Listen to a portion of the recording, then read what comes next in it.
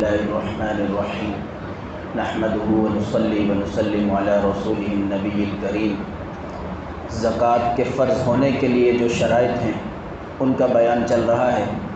تیسری شرط یہ ہے کہ جو مال انسان کے پاس ہے وہ فارغ عن الدین ہو، یعنی دین سے خالی ہو۔ دین کا اردو میں ترجمہ قرض سے کیا جاتا ہے، قرض سے خالی ہو۔ لہٰذا ایک شخص صاحب نصاب ہے لیکن اس کے ذمہ اتنا قرض ہے کہ اگر وہ اپنے مال میں سے قرض نکال لیتا ہے تو پھر وہ صاحب نصاب نہیں رہتا، تو ایسے شخص پر زکوٰۃ فرض نہیں ہے۔ اسی طرح چوتھی شرط یہ ہے کہ وہ مال نامی ہو۔ نامی کا معنی ہے بڑھنے والا، خواہ حقیقتاً بڑھنے والا ہو یا حکماً بڑھنے والا ہو۔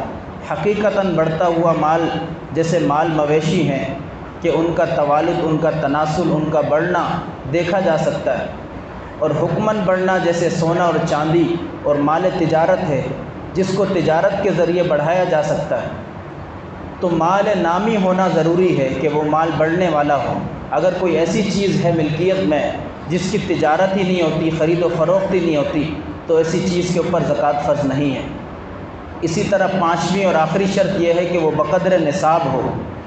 اگر سونا ہے کسی کے پاس، صرف سونا، تو 7.5 تولہ کم سے کم ہونا ضروری ہے، اور اگر کسی کے پاس صرف چاندی ہے تو کم سے کم 52.5 تولہ ہونا ضروری ہے۔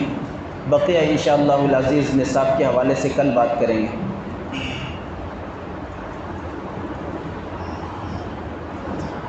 حضور اکرم صلی اللہ علیہ وسلم کا ارشاد ہے کہ خود حق تعالی شانہ اور اس کے فرشتے سحری کھانے والوں پر رحمت نازل فرماتے ہیں۔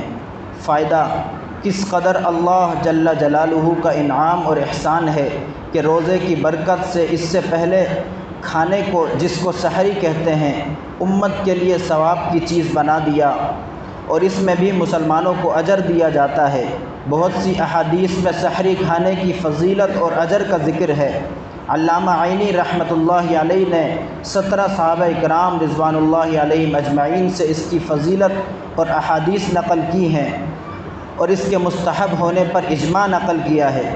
بہت سے لوگ کاہلی کی وجہ سے اس فضیلت سے محروم رہ جاتے ہیں، اور بعض لوگ تراویح پڑھ کر کھانا کھا کر سو جاتے ہیں اور وہ اس ثواب سے محروم رہتے ہیں، اس لیے کہ لغت میں سحر اس کھانے کو کہتے ہیں جو صبح کے قریب کھایا جاتا ہے، جیسا کہ قاموس نے لکھا ہے۔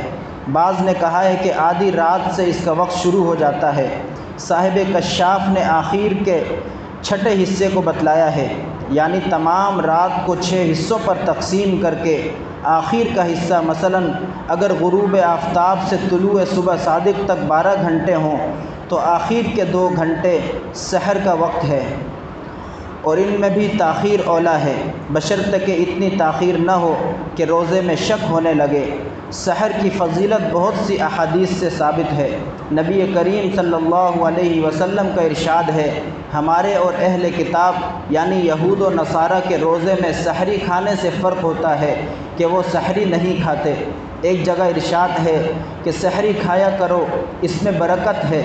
ایک جگہ ارشاد ہے 3 چیزوں میں برکت ہے: نمبر 1 جماعت میں، نمبر 2 سرید میں، نمبر 3 سحری کھانے میں۔ اس حدیث میں جماعت سے عام مراد ہے نماز کی جماعت اور ہر وہ کام جس کو مسلمانوں کی جماعت مل کر کرے کہ اللہ تعالیٰ کی مدد اس کے ساتھ فرمائی گئی ہے۔ اور سرید گوشت میں پکی ہوئی روٹی کہلاتی ہے جو نہایت لذیذ کھانا ہوتا ہے۔ تیسرے سحری: نبی کریم صلی اللہ علیہ وسلم جب کسی صحابی رضی اللہ عنہ کو اپنے ساتھ سحر کھانے کے لیے بلاتے تو ارشاد فرماتے، آؤ برکت کا کھانا کھا لو۔